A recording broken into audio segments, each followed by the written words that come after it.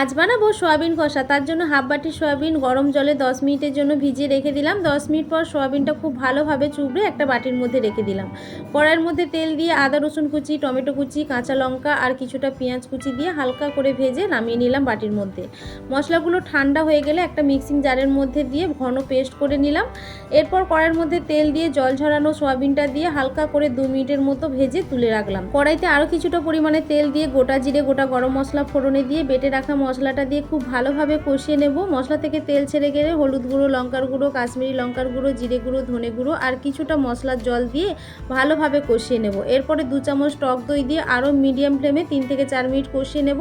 তারপরে দিয়ে দিলাম ভেজে রাখা সোয়াবিনটা দিয়ে আরও 3 থেকে 4 মিনিট কষিয়ে নেব। স্বাদ মতো লবণ ও চিনি দিয়ে দিলাম। এরপর পরিমাণ মতো জল দিয়ে 3 থেকে 4 মিনিট ফুটিয়ে নেব। নামানোর আগে ধনেপাতা কুচি আর গরম মশলার গুঁড়ো দিয়ে দিলাম। দিয়ে 5 থেকে 6 মিনিটের জন্য ঢাকনা দিয়ে রেখে দিলাম। রেডি হয়ে গেল সোয়াবিন কষা। আজকের রেসিপি তোমাদের কেমন লাগলো অবশ্যই কমেন্ট করে জানিও। যারা এখনও চ্যানেলটাকে সাবস্ক্রাইব করে নিও অবশ্যই সাবস্ক্রাইব করে নিও।